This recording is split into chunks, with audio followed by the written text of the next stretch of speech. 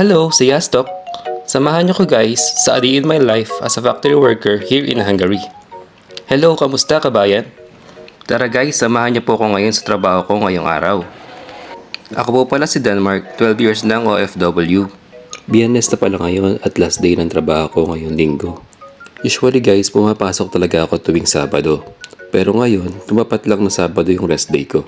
Dito kasi sa company namin, meron kaming 2 days rest day kada linggo. Yung isang araw ay tuwing Sunday at yung isang araw naman ay ina-assign ng team leader namin. Dito pala guys, luluto na ako ng pagkain ko. Nagigisa lang ako dyan ng tuna na nasa lata tapos lalagyan ko ng konting repolyo. Mabilis ang luto lang yan para sa pagkain ko ngayong araw.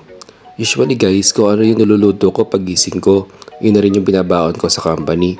Tapos yun na rin yung kakainin ko pag uwi ko galing trabaho. Nabanggit ko pala kanina sa unang part ng video ko na 12 years na akong OFW. 19 years old pa lang kasi ako noon nung unang beses na nakapag-abroad ako.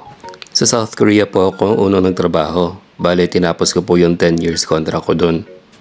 Pagkatapos, makailang buwan lang, nagtry na ako mag-apply dito sa Europa.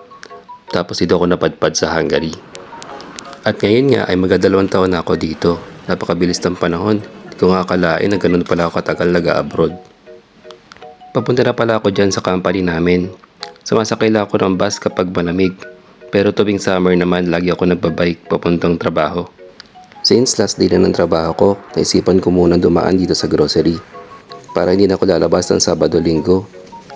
Kumuha lang ako dyan ng mga prutas tapos tinapay para may makain ako sa company habang nagtatrabaho. Sa totoo lang guys, hindi kataasan yung sinasahod ko dito sa Hungary compare sa tinasahod ko sa South Korea. Pero mababa naman dito yung cost of living, kaya napapagkasya ko naman yung sinasahod ko.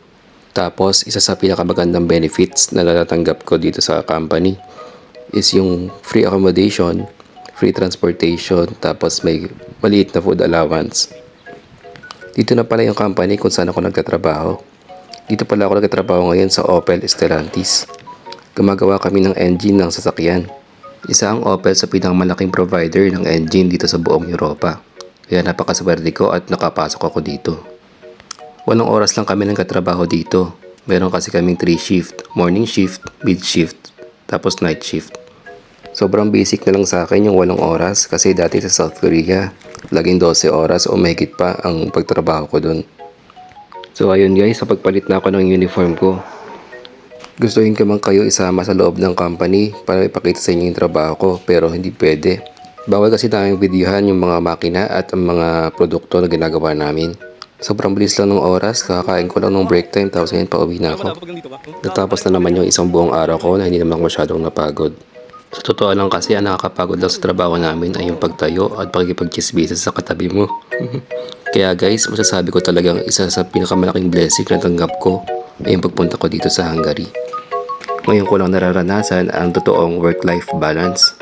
So paano guys, hanggang dito na lang yung video ko. Maraming salamat. See ya!